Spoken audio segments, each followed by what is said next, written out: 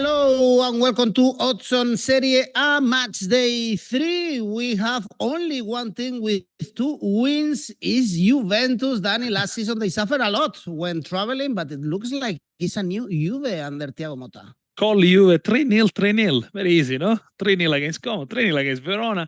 And that's the first time in Serie A since 2011 that after 2 match days, there is only one team top of the table with 6 points. In 2010, 2011 was Chievo Verona, who lost the third game, incidentally. This time is Juventus. First time you were top of the league since 2020 when they won the Scudetto with Sarri. But this weekend, Roma comes to Turin, and there are other 2 big matches in Serie A, so I can't wait.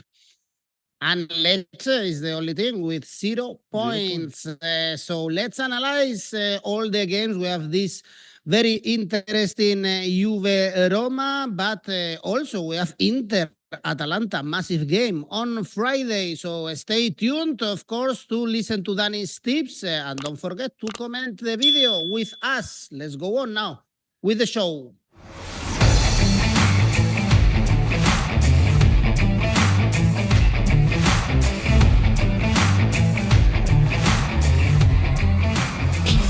Well, on Friday, we have this Inter-Atalanta, but before Danny, we have Venezia-Torino, first game in the beautiful city of Venice, and first point for Venezia, newly promoted team in Florence.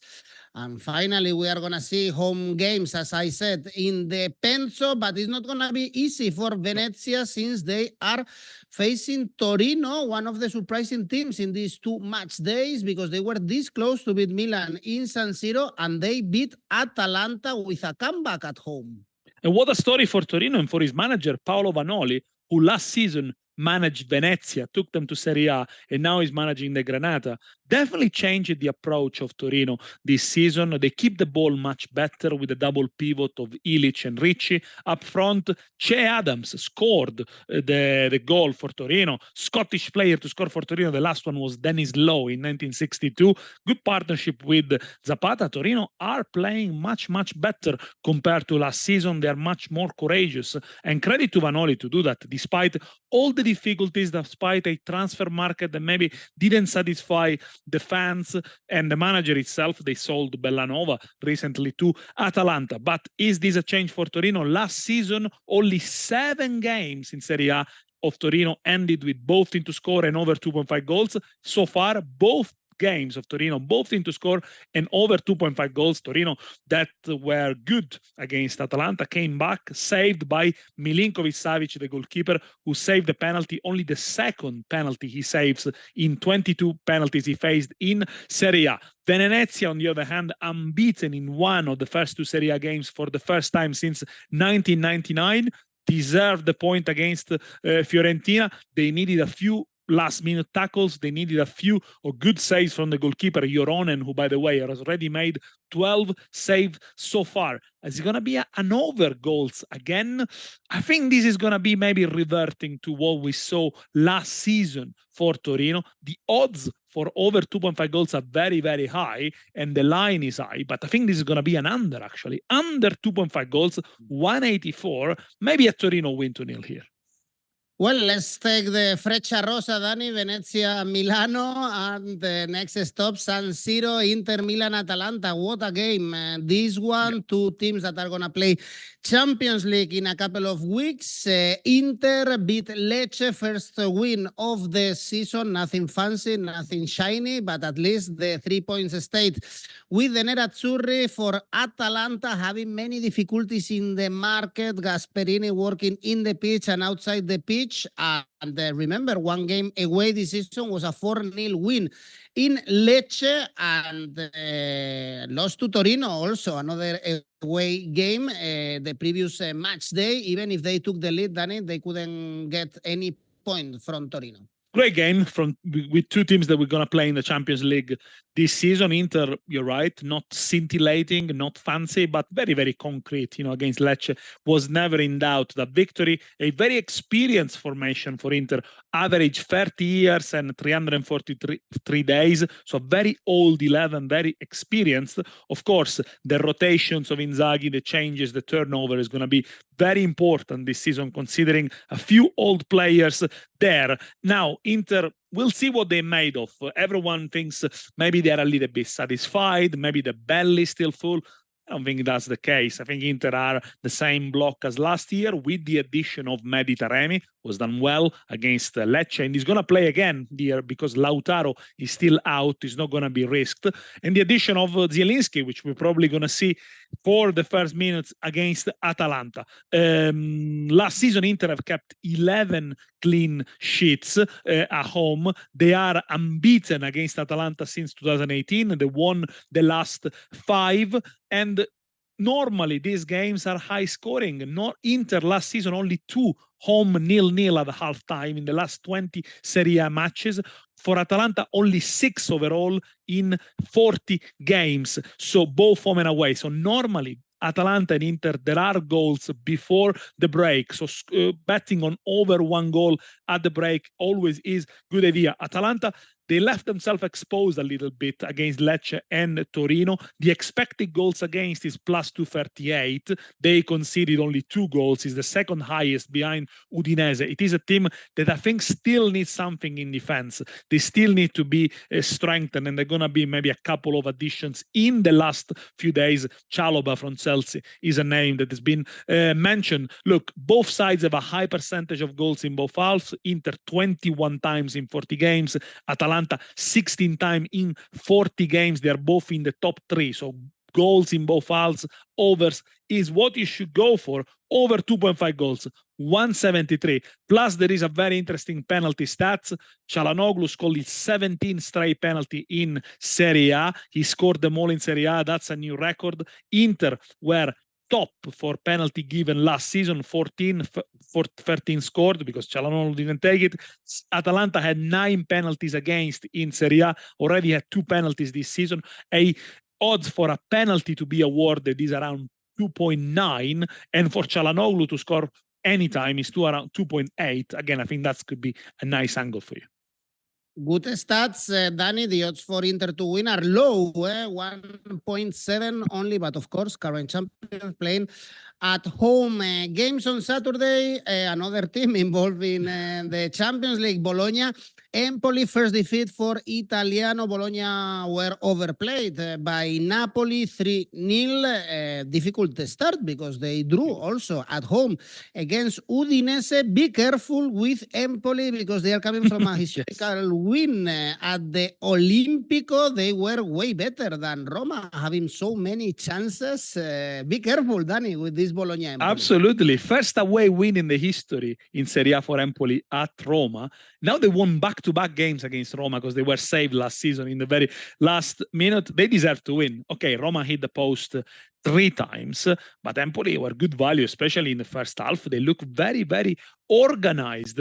And an over 2.5 goals for Empoli away, which is very rare. Last season, only 6 out of 19 Empoli's away game produced over 2.5 goals. One of those was when they were defeated 3-0 against Bologna before Davide Nicola took over.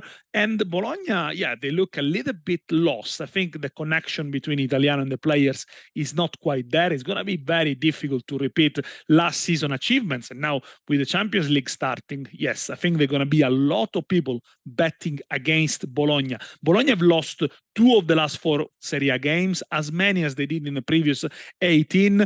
They played some good football against Napoli. Probably the 3-0 defeat is too harsh. In the first half, they went toe-to-toe, but they are missing the best player, Ferguson. They've sold Calafiori, 𝐜𝐵𝐽𝐻, which were the 3 best players for sure. So I think it's going to take time for Bologna to adapt. I like the under here. Under 2.5 goals, 179. As I mentioned, last season, Bologna won 3-0 against Empoli, but they were in full swing and they were playing really well. It's not quite the same Bologna at the moment. And maybe Empoli, they might not produce a goal fist again. Under 2.75 goals, very good odds, 179. Danny is loving the under-over market in this show. Next game, Danny, Empoli, we expected them to be fighting against relegation like these 2 other teams, Lecce Cagliari, the Salentini, 0 points, 0 goals, defeat against Inter, 2-0 against Atalanta, 4-0 at home. Okay, very difficult games. And now they are facing a team of their league, like Cagliari. 2 points at home, draws against Roma and against Como. Unbeaten in the first two games, Cagliari of the season since 2011-2012. Good start for Davide Nicola. Is a team that is fighting, that is compact, is all together. I think Nicola was the best man to replace Ranieri, and they did well to appoint him. Actually, very oddly, 2 straight draws for Cagliari. Hasn't happened since 1981-1982. We know they often score at home, and they did against Como. And in fact, my bet was both teams to score.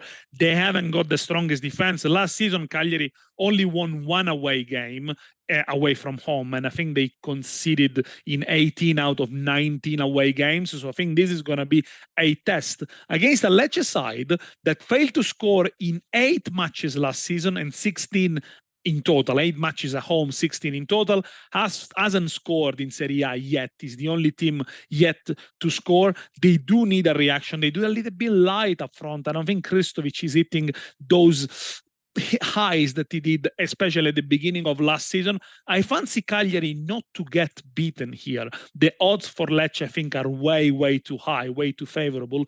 𝐿2, double chance for the Sardinian not to get beaten in Salento. 𝐿2, 170, I think is a decent one for you to take. Well, much more interesting is the next game at the Olimpico. Lazio, Milan, 2 new projects. The Rossoneri one is not starting well with Fonseca. I guess the appointment also was a bit controversial among the fans. They were lucky to get appointed against Torino, and then they lost to Parma, conceding so many chances, especially in the first half. They ended up again losing 2-1 for Lazio, first defeat of the season against Udinese, and at home they beat Venezia. Danny, I guess this is a difficult one to read. We can tell that by the odds. Yeah, difficult one and very, very balanced. On paper, Milan should be stronger. They're favorites. They got a better head-to-head against Lazio. But the beginning of the season has been a bit shocking. I mean, nothing that we haven't seen last season with those defensive frailties and looking very open. But yeah, you would expect maybe Fonseca to correct those mistakes. And actually, against Parma, they could have conceded 5 or 6 if it wasn't for Pavlovic and Tomori and their last-ditch tackles. Every time Parma went on the attack, they produced a scoring chance, and they should have scored a couple goals more. Milan looked very open. The absence of a defensive midfielder was evident. I think in a midfield with Reinders, Loftus-Cheek, especially when you got fullbacks like Calabria and Hernandez, you're really leaving yourself exposed. But now Yusuf Fofana should come in, should debut, and maybe he's the stabilizer for Milan for sure. Fonseca is under pressure, still without Morata, injured. Only 1 win in the last 11 games in all competition for Milan. Kept only 1 clean sheet in the last 11 games, stretching back to last season. Away from home, only clean sheets in the last 20. And I think that's the most worrying sign for Milan. Lazio, a bad game and at Udine, very lethargic start. They took almost 2 step backs. They did well against Venezia, but yeah, they weren't convincing against they weren't even convinced against Udinese. I think a game they could have got the best of, maybe the choice of Baroni of putting Vecino in midfield instead of Rovella. Deprived them of a little bit of control. Lazio last season were renowned for being an under teams at home. Only 5 of games produced more than 3 goals. 8 of the last 10 fixtures between these two sides have just seen 1 team scoring. But there is another stat that is interesting. Lazio were the master of 0-0 at half time. Last season, 16 games finished 0-0 at half time for Lazio. That's 42% of the game, 11 of which were at home, second only to Torino. So maybe this is a game first not to lose. Therefore, the 0-0 at half time is the way to go. But I do fancy Milan on the Asian handicap 182, because the odds are so good. And I think you could back the team that on paper is stronger. Well, Milan was so poor in the Ennio Tardini in Parma, especially defensively. Let's see if they improve in more difficult ground like the Olimpico. Talking about Parma, amazing comeback to Serie A, 4 points against Fiorentina and against Milan. Great start for Napoli. We saw Conte very happy celebrating the goals, Yes. especially the one scored by Di Lorenzo, opening the score sheet. Kvaratskhelia was the man of the match. Great comeback for Napoli, 3-0 against Bologna. Now they have to keep the pace and keep playing like they did against Bologna, Danny, because it was a very good game. We haven't seen this Napoli in a while. Yes, Conte's tactics were based on counterattacks. He left the possession to Bologna, but he's got the players to apply this. But the intensity was there and the passion was there. And that's what Antonio Conte always gives you. He's very vocal, very critical. Sometimes he oversteps the mark, but you can't fault his commitment and his drive. And Napoli looked good against Bologna. No, the first goal from Di Lorenzo is a piece of art, piece of beauty, great assist from Kvaratskhelia. The control with the left foot, shooting with the right foot was really, really good. First on win 2-0, by the way, for Napoli since August 2023, when they beat Sassuolo 2-0. Last season, they only kept 7 league clean sheets, and this is something that Antonio Conte is definitely working on. But now Napoli, all of a sudden, bolstered by new signings. Neres, who already gave the assist to Simeone, an upgrade on Lindstrom from last year.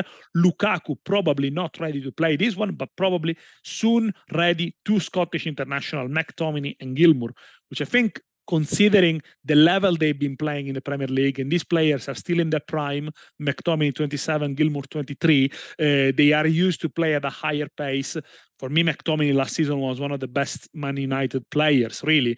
I think they're going to have a really good impact in Napoli. Conte wants ready-made players. When it comes to Parma, they have the surprise package of Serie A. So far, they achieved the first victory against Milan since 2014, and they are full of good players. It's a young squad, but the likes of Michal, Aman, Bernabé plays for Spain, won the Olympic medal, gold medal with Spain. Has been really good. The goalkeeper, the Japanese, Suzuki, first Japanese goalkeeper in Serie A.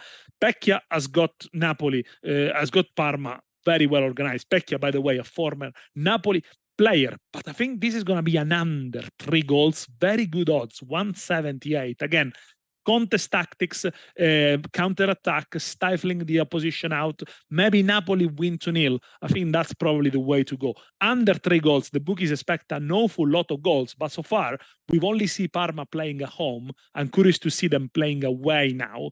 It's going to be different. Under 3 goals, 178. If there are only 3 goals, by the way, you get your money back. Lukaku Conte, this is a good match. A good marriage, perfect marriage. Perfect marriage. Games on Sunday, Fiorentina, Monza, not a great start for Fiorentina. 2 draws in Serie A, Parma and Venezia, and even they weren't able to beat Puskás in the Conference League. They are playing in Hungary on Thursday, so keep in mind that they have a busy week ahead of this game. Monza, low-scoring games, Danny, still unable to score a goal.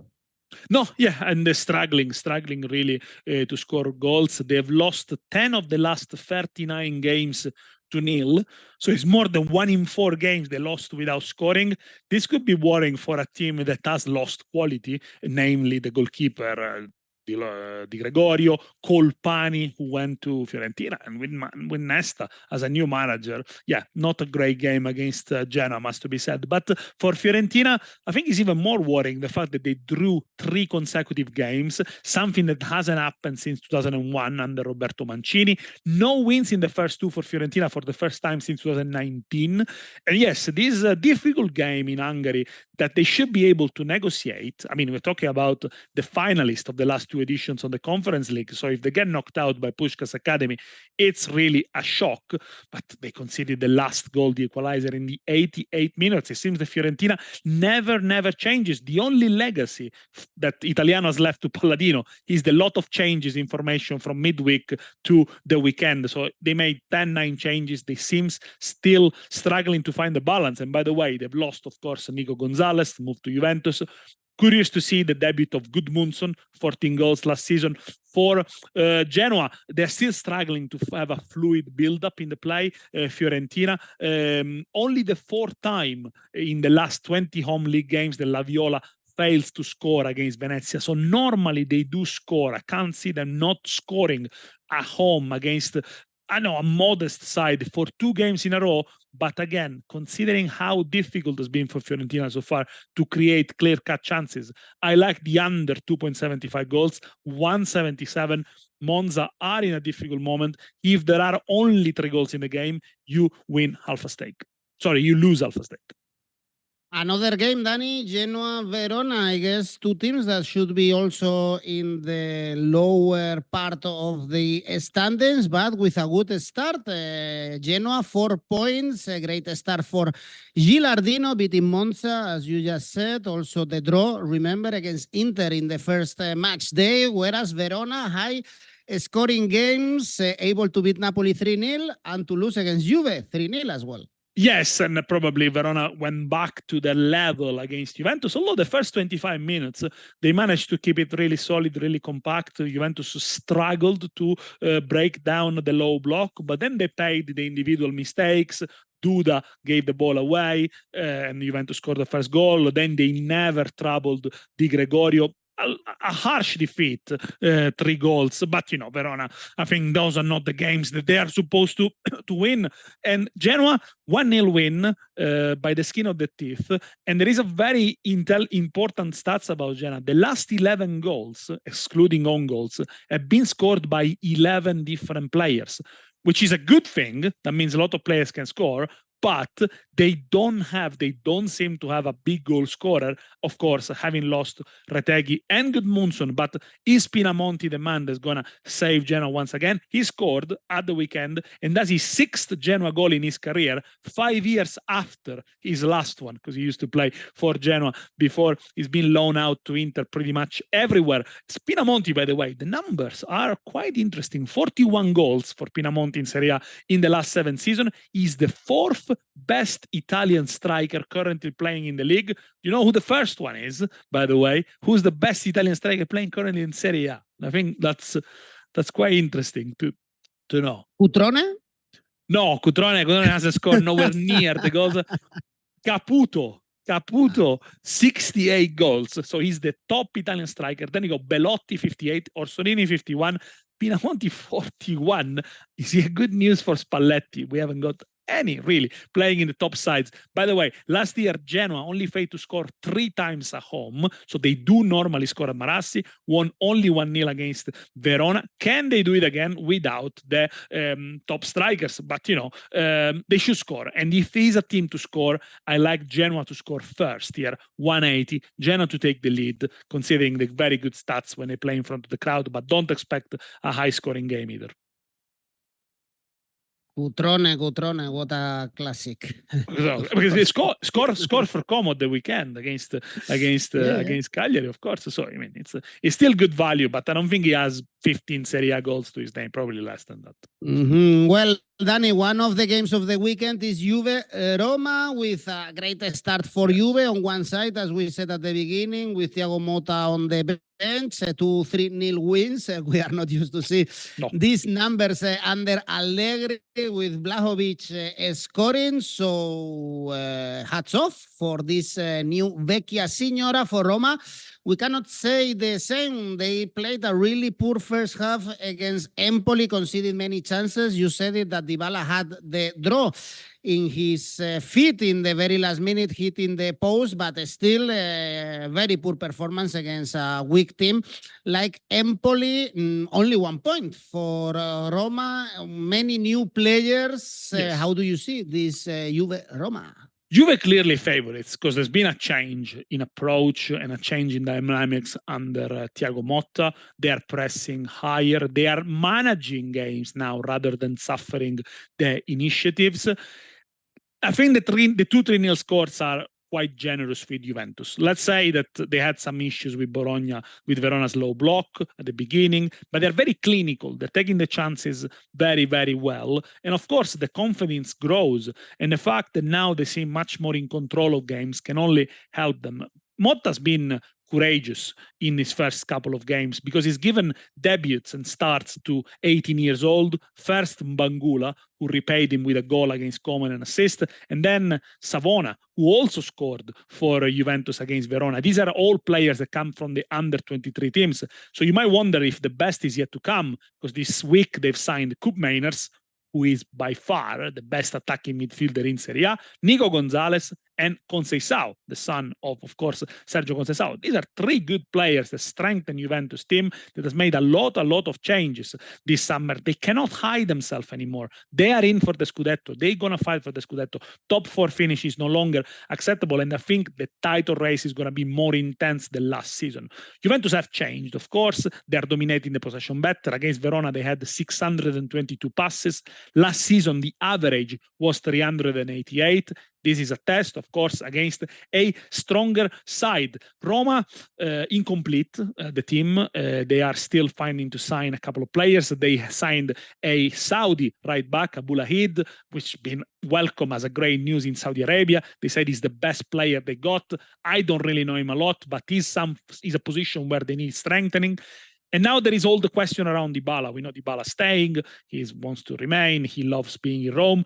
But I think that creates a little bit of a tactical issue for the Rossi. I think Roma would have been happy to ship Dybala away, not only because of financial reason, but because the Rossi wanted a winger who could take people on and happy to play more on the outside, having Sule on the left-hand side. The perfect profile would have been Chiesa, that Juventus are happy to sell and probably is going to go to Liverpool or somewhere else. So now with Dybala and Sule, two left-footed players often coming inside, the space might be a little bit congested. Maybe it's not the best tactical setup for Artem Dovbyk. Last season, Pichichi in La Liga still hasn't scored a single goal. Playing also with Pellegrini in behind against Empoli, they looked really unbalanced. But Roma have been unlucky, we have to say. They hit the woodwork 4 times. They underperformed the expected goals by 2.34, but also should have conceded more goals than what they had. The worrying stat for Roma is they've only kept 4 clean sheets in the last 20 away